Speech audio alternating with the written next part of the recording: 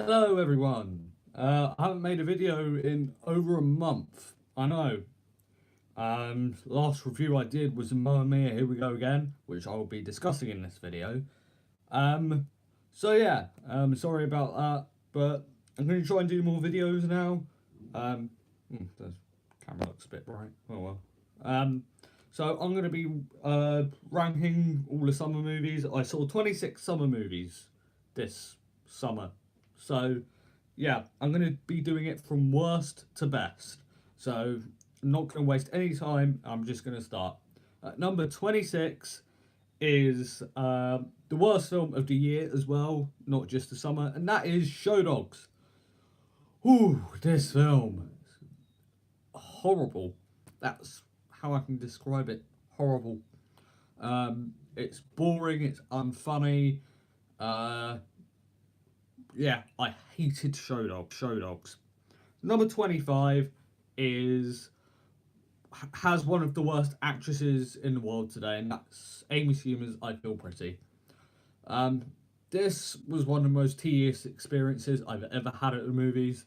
I spent half the film with my head in my hand, just shaking my head at how horrible the jokes were, and I couldn't wait to get out of the cinema. At number 24, this was such a big disappointment. Johnny Knoxville's Action Point. Whew. Action Point. Oh, horrible. I keep saying that word, but Action Point could have been so much fun. The Jackass style coming to a theme park, that could have been awesome. But it was boring, and all the stunts just felt fake. The thing I love about Jackass is that when people get hurt, you can tell they're hurt. But in Action Point, everything just felt so faked and staged, and the story was boring. And yeah, number 23 is the biggest disappointment of the year so far. Sorry about the doggos.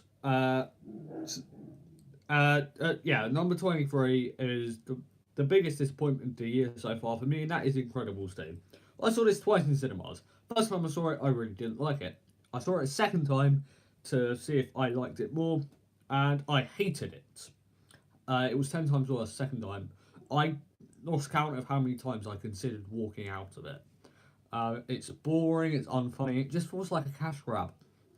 And I hate to say that because The Incredibles is my favourite animated movie of all time. So, yeah. Number 22 is The Meg. This could have been fun, it could have been a guilty pleasure, but it was just so self-serious, and it was boring.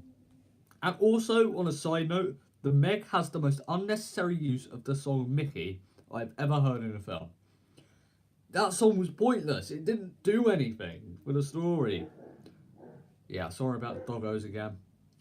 But anyway, at number 21 is another big disappointment. And that is the Equalizer 2. I loved the first Equalizer. I was really impressed with it. But the Equalizer 2 was boring. The funny thing is that while the first act of the Equalizer 2 didn't go anywhere, it was the most entertaining part of the film. The last two acts, well, the other two acts were just boring. I didn't care. At number 20 is a film that surprised me in a way that it wasn't the worst film of the year. I'm sorry about the dogs again. That dog just doesn't stop barking. Oh, for God's sake. I'm just gonna ignore it. Right, anyway, where was I? Number 20, a film that I was surprised that it wasn't the worst film of the year, but it was still really bad, and that's Patrick, that doggo film. Yeah. The film was so uncohesive that it felt like you could mix up every scene and it would work. Well, the film didn't work, but it would still be a film. The film had no narrative structure to it. And yeah, number 19 is a film in a franchise, a beloved franchise. The last two films in it, including this one, I have not liked. And that is Solo, a Star Wars story. Whew, this was bad. I did not like Solo at all. Yeah. Alden Ehrenreich was great as Han. Donald Glover was great as Lando. But it was boring. I didn't like it. It was uninteresting. and it did nothing to deepen Han Solo's legacy. Number 18 is another really big disappointment, and that's Jurassic World Fallen Kingdom. I liked it the first time. Well, I liked it when I first saw it, but when I kept thinking about it, I was just like, nah, it's crap. It is. The first act with them rescuing the dinosaurs is great, but everything after that is awful. It's boring, it's pointless, and I thought it was really disappointing, honestly. Number 17 is Hotel Transylvania 3, A Summer Vacation. This was bad. I wouldn't say it's bad. It was okay. It was kind of funny. It wasn't as funny as the other two, and it wasn't as enjoyable, I felt. Number 16, I'm going to get a crap ton of hate for this. Mission Impossible Fallout. I wasn't a fan. I hate to say it, but I wasn't a fan of Mission Impossible Fallout. While the action scenes were well shot, I thought the story was boring and the action scenes weren't tense. I mean, Tom Cruise was great, the cast have charisma, it's well directed, the cinematography is great, but the action and the story just didn't live up to like Rogue Nation and Ghost Protocol. So yeah. Number 15 is Skyscraper. This isn't really a film, per se. It's a fun piece of action, it's a fun piece of entertainment with The Rock, but it's not really a film. Yeah, it's not really much of a story. I mean, it was entertaining, it was fun to watch The Rock. It's great to watch him in everything he does, but I don't know, it was okay, but yeah. Number 14 is a sequel to a film I liked at first, but it's okay to me. But I felt the sequel was better, and that's Ant-Man and the Wasp. I liked Ant-Man and the Wasp. I enjoyed it. It's not great, has problems, but I liked it more than Ant-Man. The story was better told, I felt. And yeah, I liked Ant-Man and the Wasp. Number 13 is Christopher Robin. The first act of this film is very slow. But everything after that is really cute, really enjoyable. But I will say this film is way darker than I thought it would be. Like, this film was surprisingly really dark, to the point where it got close to ruining my childhood. But luckily it didn't ruin my childhood. Number 12 is an anime, and that's Mary and the Witch's Flower. I enjoyed this film. I saw it on my birthday. That might actually be more of a reason why I enjoyed it. But nonetheless, I had fun with it. Animation was beautiful. It was a cute, well-told story, and I enjoyed it. Number 11, a big disappointment, but I enjoyed it. Deadpool 2. It has issues. I've seen it twice. Has issues, but overall, it's fun. Alright, top 10 now. Number 10 is Black Klansman. I liked this film. It was very slow, and it took ages to get going. But I did enjoy it. It's funny, it's got an interesting story, and the ending is the most powerful ending of the year, I felt. And yeah. At number 9 is one of the biggest surprises of the year for me, and that is The Spy Who Dumped Me. This was really entertaining. I was shocked at how much I enjoyed this. And the reason I enjoyed it so much is because Kate McKinnon was absolutely hilarious here. If this film just starred Mila Kunis, this film would be like a C minus film, honestly. But Kate McKinnon honestly was so good, she honestly made Mila Kunis's performance better. Honestly, I had a really good time with The Spy Who Dumped Me. Number 8 is a film critics have been trashing on. I get why, but you know what? I enjoyed it because I have a really crude sense of humour, and that's The Happy Time Murders. Yeah, my sense of humour is very crude. And I think that people who going into this have the same type of sense of humour as me, that they don't like... This film isn't light-hearted humour. It's very rude, and I like films that are rude. Number 7 is The Festival. This was a really enjoyable, refreshing British comedy. And that's the big word here, British. It's pure British. And that's why I loved it. Well, I don't know, it has a few issues, so I wouldn't say I loved it. But I did really enjoy it. I'm going to go see it again. Yeah, I really enjoyed the festival. Um, it's got the same topic humour as The In-Betweeners, and that's why I really enjoyed it.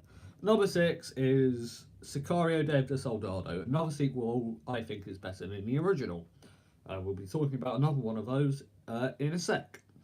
Sicario Dead de Soldado was really enjoyable. I felt the second half wasn't as good as the first half, but I still really enjoyed it. Top five now. At number five is Hereditary, which I believe is the only horror film we got this summer.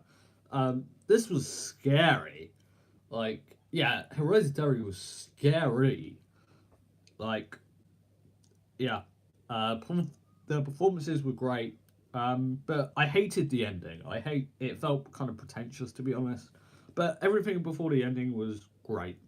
And number four is the new John Cho film Searching. This was really, really good. Um, it never felt like a gimmick with the computer screen. In Unfriended, it felt a bit gimmicky. Here, though, it really worked, and I had a great time with Searching. It was really interesting and really tense. And number three is the best animated film of the year, in my opinion, and that's Teen Titans Go to the Movies. I was really surprised by this. It's meta. It's basically Deadpool meets South Park, bigger, longer, and uncut, but less rude. But it's the Teen Titans Go to the Movies is the most meta movie I've ever seen, and that's the best for it. The animation is great, it's hilarious, and yeah, I loved it. Top two now. At number two is Upgrade. I was also very surprised by this. This was a kick ass, uh, funny, exciting, original film, and I can't wait to see what Lee Winnell does next in the horror, well, not horror, action type sci-fi genre. Because Upgrade was awesome. I loved it. I'm looking forward to seeing it again. Number one. Yeah, you can guess what it is. Take a guess. Uh, yeah, just take a guess. Yeah, yep. It's Mamma Mia. Here we go again. I've seen this. I've seen this 8 times in the cinema. I love this film. Like, love it. Love it, love it, love it. It's also my favourite film of the year so far, easily. It's so much fun. The musical numbers are great. The story's great. And the acting is brilliant. And everything about it I loved. And that's why I've seen it 8 times. Mamma Mia, Here We Go Again is just a masterpiece. If Mamma Mia, Here We Go Again doesn't define the word masterpiece, I don't know what does. It's just my personal opinion. Yeah, Mamma Mia, Here We Go Again. Um, please make a third one. Like, please. I'm gonna say something here which might get me into trouble with a few of you, but I don't care. If they make a third Mamma Mia film and it's just as good as the other two, I think the Mamma Mia, the the the three Mamma Mia films will be my favourite trilogy of all time. Become my favourite trilogy of all time. Yeah, I just said that. What are you gonna do about it? My opinion. If you think different, if you hated Mamma Mia, Here We Go Again, then that's fine. Um, but yeah, Mamma Mia, Here We Go Again is honestly one of my favourite movies of all time. Honestly, it's the best musical I've ever seen. I loved it. I'm gonna stop rambling on because you guys are probably getting bored now. But yeah, Mamma Mia, Here We Go Again, loved it. So yeah, that's Summer Ranked. If you're just joining me on the live stream, well, yeah, I'll just go through it to summarise. Number 26, Show Dogs. Number 25, I Feel Pretty. Number 24, Action Point. Number 23, Incredibles 2. Number 22, The Meg. Number 21, Equalizer 2. Number 20, Patrick. Number 19, Solo: A Star Wars Story. Number 18, Jurassic World: Fallen Kingdom. Number 17, Hotel Transylvania 3 and Monster Vacation. Number 16, Mission Impossible Fallout. Number 15, Skyscraper. Number 14, Ant-Man and the Wasp. Number 13, Christopher Robin.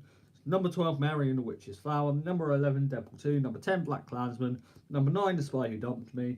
Number 8, The Happy Time Murders. Number 7, The Festival. Number 6, Sicario, David Soldado. Number 5, Hereditary. Number 4, Searching. Number 3, Teen Titans Go to the Movies. Number 2, Upgrade. And of course, number 1, Mamma Mia, Here We Go Again. So yeah, guys, thank you so much for watching this video. You guys are awesome. Blu-ray Belly logging off. I'm sorry about that doggo that was barking earlier. I feel like an old man who doesn't know how to use technology now. How do I end this? Okay, here we go. Bye.